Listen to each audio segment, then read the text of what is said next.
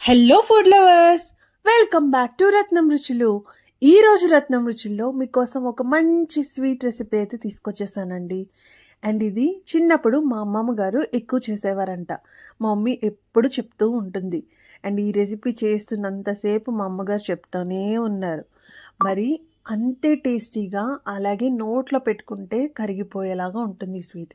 మరి ఈ స్వీట్ను ఎలా ప్రిపేర్ చేసుకోవాలో నేనైతే పక్కా కొలతలతో చూపించేస్తాను. మరి మా ఛానల్ని ఫస్ట్ టైం చూస్తున్నట్టయితే please do like, share and subscribe to Ratnam Ruchulu. మరి రెసిపీ ఎలా తయారు చేసుకోవాలో చూసేద్దాం. ముందుగా ఒక ప్యాన్ తీసుకుని ప్యాన్ హీట్ అయిన తర్వాత ఇక్కడ 1 గ్లాస్ సూజీ రవ్వ తీసుకుంటున్నానండి. దాన్నే మనం బొంబాయి రవ్వ అని కూడా అంటాము.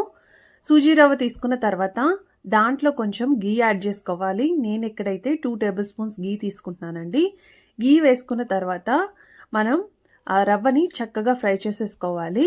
అది లైట్ బ్రౌన్ కలర్ వచ్చేంత వరకు ఫ్రై చేసుకోవాలి. సో ఈ రవ్వ ఫ్రై చేస్తున్నప్పుడు చాలా మంచి ఫ్లేవర్ అయితే వస్తుంది. అలా మంచి ఫ్లేవర్ వస్తుంది అంటే కనుక మన రవ్వ అనేది ఫ్రై అయిపోయినట్టే. సో మనకి ఈ కలర్లోకి అయితే రవ్వ వచ్చేయాలన్నమాట. సో అప్పటి వరకు మనం కలుపుతూనే ఉండాలి. మనం కలుపుకుండా ఉంటే రవ్వ మాడిపోయే ఛాన్స్ ఉంటుంది. సో సిమ్లో పెట్టుకుని ఫ్రై చేసుకుంటూ ఉండాలండి. ఇప్పుడు దీంట్లో షుగర్ యాడ్ చేసుకుంటున్నానండి. మనకి 1 గ్లాస్ సూజీ రవ్వకి 1.5 గ్లాస్ షుగర్ పడుతుంది. సో 1.5 గ్లాస్ అయితే కరెక్ట్గా సరిపోతుంది. మరీ ఎక్కువ మరీ తక్కువ కాకుండా. సో చూసారా, ఇంత క్వాంటిటీ అయితే తీసుకుంటాము. తీసేసుకున్న తర్వాత ఒకసారి మనం 2 కలిసేలాగా మిక్స్ చేసేసుకోవాలండి. ఈ 2 కలుపుకున్న తర్వాత మనం ఏ గ్లాస్తో సూజీ రవ్వ అయితే తీసుకున్నామో అదే గ్లాస్తో 2 గ్లాసులు వాటర్ పోసుకుంటున్నాము. ఇక్కడ నేను వాటర్ ఆల్రెడీ హీట్ చేసుకున్న వాటర్ వేసుకుంటున్నానండి. సో బాయిల్ అయిన వాటర్ని వేసుకోవడం వల్ల మనకి ఎప్పుడు లంప్స్ అనేవి ఫామ్ అవ్వకుండా వస్తుంది, కేసరి కానీ ఏదైనా. సో అందుకని నేను ఆల్రెడీ బాయిల్ చేసిన వాటర్ని వేసేసుకుంటున్నాను. వేసేసుకుని మనం ఒకసారి బాగా కలిపేసుకుని ఒక 3 to 4 మినిట్స్ పాటు కుక్ చేసుకోవాలండి. సో ఇలా కుక్ అవుతున్న దాంట్లో కొంచెం గీ యాడ్ చేసుకుని ఒకసారి మళ్ళీ కలిపేసుకోవాలి. కలుపుకున్న తర్వాత ఒక 3 to 4 మినిట్స్ మధ్యలో మనకి ఈ హల్వా అయితే రెడీ అయిపోతుంది. సో మనం ఫస్ట్ హల్వా ప్రిపేర్ చేసుకున్నాం. దీనిపైన కోట్ చేయడానికి మనం ఇంకొక మిక్చర్ని ప్రిపేర్ చేసుకుంటాం. మరి అదేలా తయారు చేసుకోవాలో చూసేద్దాం. ఇప్పుడు ఈ హల్వా చల్లారేలోపు మనం కోటింగ్ కూడా ప్రిపేర్ చేసేసుకుందాం. ఇప్పుడు ఒక బౌల్ తీసుకుని దాంట్లో 1 గ్లాస్ మైదా యాడ్ చేసుకోవాలి. అలాగే మైదాతో పాటు 1 గ్లాస్ శనగపిండి కూడా యాడ్ చేసుకోవాలండి. దీంట్లో కొంచెం బేకింగ్ పౌడర్, అలాగే కొంచెం సాల్ట్ అండి, మరీ ఎక్కువ కాదు. ఒక 1/4 టేబుల్ స్పూన్ సాల్ట్ యాడ్ చేసుకుంటాము. సాల్ట్ యాడ్ చేసిన తర్వాత మనం ఈ 2 కలిసేలాగా కలిపేసుకోవాలండి.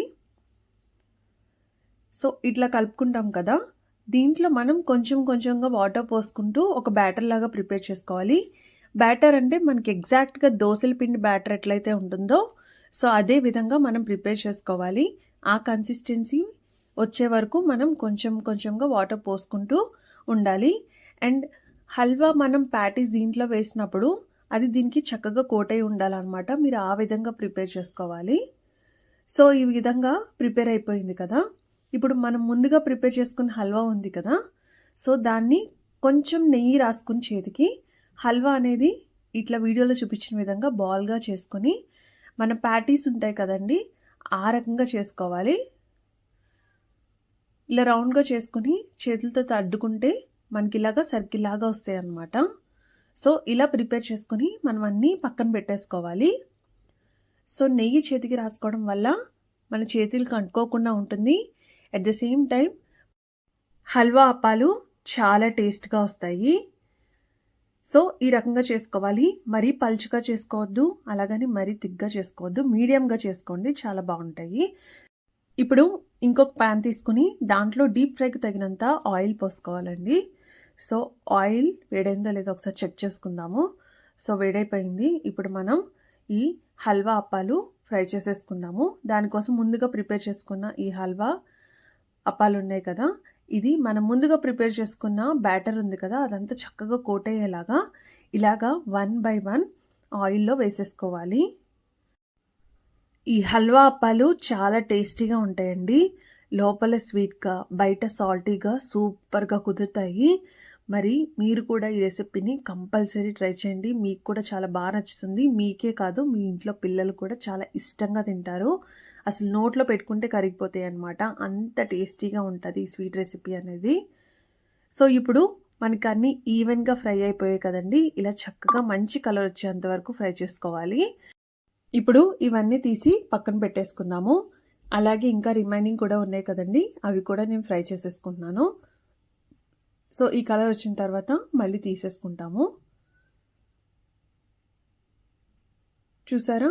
బయట చాలా చక్కగా కోట్ అయింది. లోపల కూడా చాలా స్వీట్‌గా చాలా బాగుంటుందండి ఈ రెసిపీ. కంపల్సరీ ట్రై చేయండి. సో, అంతే అండి. ఎంతో సింపుల్‌గా ప్రిపేర్ చేసుకునే స్వీట్ రెసిపీ అయితే రెడీ అయిపోయింది.